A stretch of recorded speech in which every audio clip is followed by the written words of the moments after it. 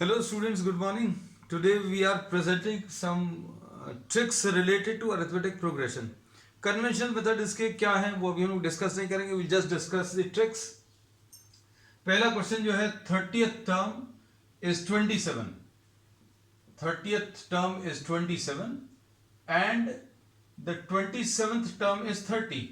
तो अब इससे रिलेटेड ट्रिक ये है बच्चों कि अगर ये इंटरचेंज कर रहे हैं 30th टर्म 27 और 27 टर्म जो है 30 है, तो इसको सॉल्व करने का तरीका ये है.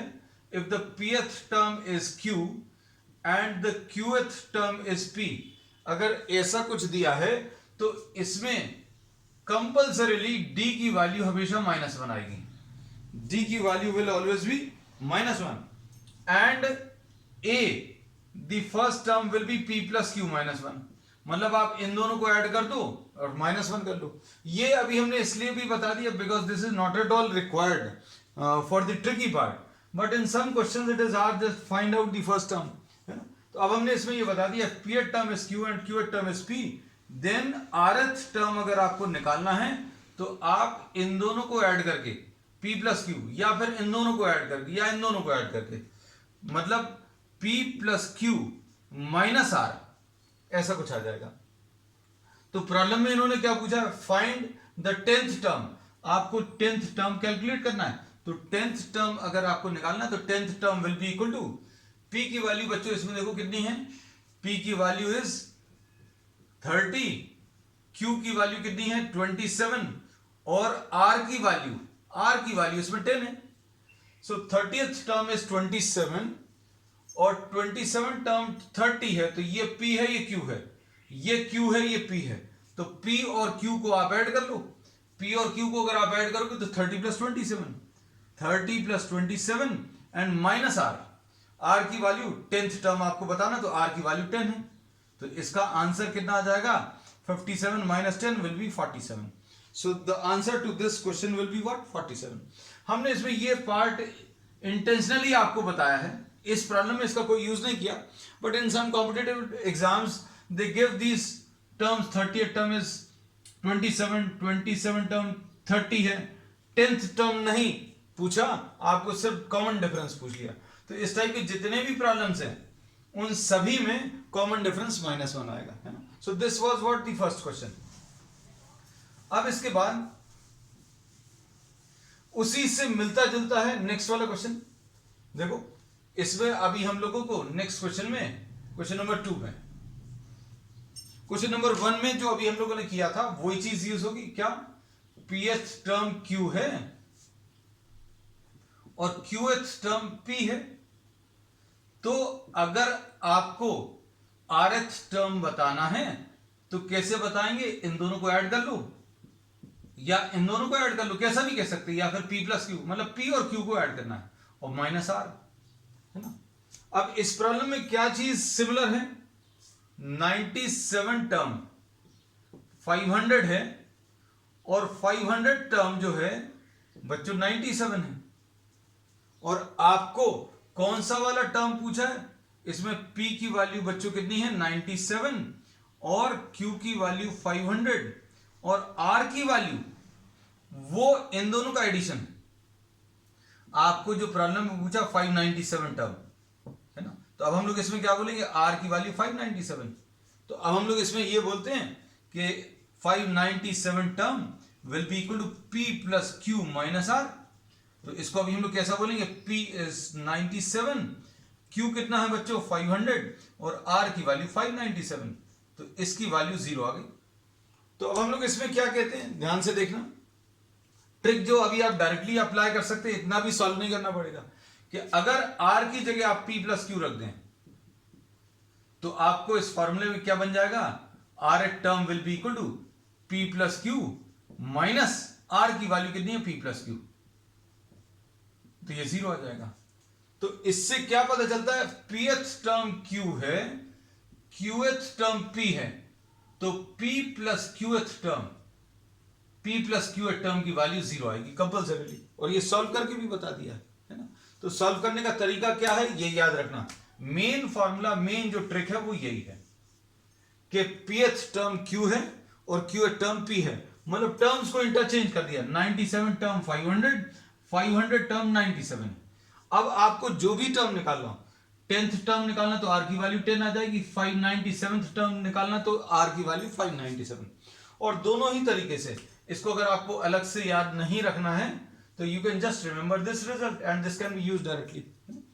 तो this was the second question. तो इसका आंसर 47 आया था और इसका आंसर 0 आ गया। नेक्स्ट क्वेश्चन, अब थर्ड वाला क्वेश्चन नंबर 3 देखो। क्वेश्चन नंबर 3 में if 10 times the 10th term is equal to 15 times the 15th term, 10 times, question number 3 यहां पर कर दे रहे हैं, 10 times the 10th term is equal to 15 times the 15th term, है ना। अब इसमें अभी हम लोग ये कहते हैं the trick to be applied. आपको जो प्रॉब्लम दिया रहेगा उसमें 10 और ये भी 10 और ये 15 है, ये भी 15, और इन दोनों का एडिशन 10 और 15 का एडिशन ये पूछा रहेगा, है ना। तो अब इसमें भी याद रखना, इसमें अभी हम लोग बोलते हैं if p times the pth term is equal to q times the qth term, तो p plus qth term will be equal to 0। तो अब इसमें p की वैल्यू कितनी है बच्चों? p की वैल्यू 10 है और q की वैल्यू 15 है, और 10 टाइम्स द 10 टर्म ये तभी अप्लाई होगा, 10 times the 10 term 15 times the 15 term, दोनों का एडिशन अगर निकाल रहे हैं मतलब 25th टर्म, तो ये 25th टर्म की वैल्यू 0 आएगी। एक और एग्जांपल अभी हम इसमें दे रहे हैं, अगर 17 times the 17 term, this is another example, is equal to 13 times the 13 term, then इन दोनों का addition 30th term will be equal to 0। ठीक, तो अब इसमें ये क्वेश्चन नंबर 3 था। अब इसमें क्वेश्चन नंबर 4 देखो। Next question, the sum of 10 and 27 terms. हम ये सारी ट्रिक्स एक बार आपको इसमें लिख भी देंगे लास्ट में।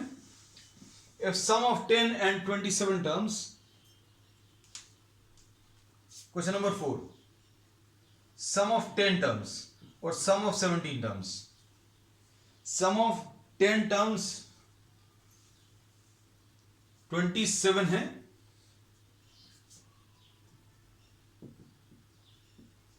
और 27 टर्म्स का टर्म सम जो है वो 10 है, और आपको सम ऑफ 37 टर्म्स पूछा है, तो सम ऑफ 37 टर्म्स, तो इसमें सम ऑफ p टर्म्स अगर q है, ये देखो फिर से इंटरचेंज हो गया, 10 टर्म्स का टर्म सम जो है 27 है और 27 टर्म्स का सम 10 है, तो इन दोनों का जो एडिशन है, sum of p terms is q, sum of q terms is p, then sum of p plus q terms will be minus p plus q। बस आपको क्या करना है, sum of 10 plus 27, answer will be minus 10 plus 27, है ना। तो बच्चों कितना आ जाएगा इसका आंसर? minus 37। तो sum of 37 terms will be minus 37। इसका आंसर कितना? minus 37 आया, इसका आंसर 0 था। अब इसमें sum of 10 terms is equal to sum of 15 terms, sum of 10 terms is equal to sum of 15 terms। सारे प्रॉब्लम जो है नियरली सिमिलर टाइप का कॉन्सेप्ट है ना। अब इसमें देखना, लेकिन सारे प्रॉब्लम्स अलग हैं।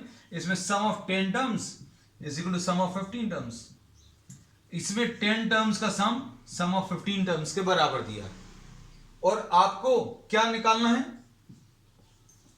25 टर्म्स का सम बताना है। तो अब हम लोग इसमें ये बोलते हैं कि सम ऑफ 10 टर्म्स 15 टर्म्स और sum of 25 terms, sorry, if sum of 10 terms is equal to sum of 15 terms, then sum of 25 terms will be equal to 0। इसको कैसा बोलते हैं? If sum of p terms is equal to sum of q terms, p terms का sum q terms के सम के बराबर है, तो sum of p plus q terms कितना आ जाएगा? 0 आ जाएगा, है ना। तो अब हम सारी चीजों को सम अप कर दें। क्वेश्चन नंबर 1 में क्या यूज किया? if 30th term is 27, pth term is q, qth term is p, तो rth term will be p plus q minus r, है ना। तो ये फर्स्ट क्वेश्चन में यूज किया, इसमें p की वैल्यू 30 है, p की वैल्यू 30 है, q की वैल्यू 27 है और r की वैल्यू 10 है ना। अब क्वेश्चन नंबर 2 में क्या यूज किया, pth टर्म q है, qth टर्म p है, तो p plus qth term will B 0।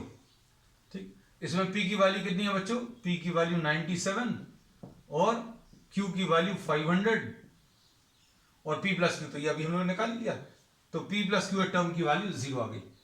फिर उसके बाद क्वेश्चन नंबर 3 में क्या यूज किया, 10 times p times the pth term is equal to q times the qth term, है ना। और आपको p प्लस qth टर्म बताना, तो p प्लस qth टर्म की वैल्यू इसमें बच्चों 0 आती है। ठीक, क्वेश्चन नंबर 4 में क्या यूज किया, सम of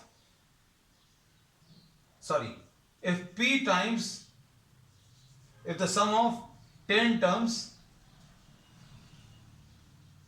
is 27 and sum of 27 terms is 10, sum of p terms is q, sum of q terms is p, तो sum of p plus q terms अगर निकालना तो माइनस साइन लगाकर p और q को ऐड कर दो, this is what we use. फिर क्वेश्चन नंबर 5 देखो, इसमें क्या यूज किया, if sum of p terms is equal to sum of q terms, then sum of p plus q terms बच्चों कितना 0 आएगा। चलिए, that's all for today।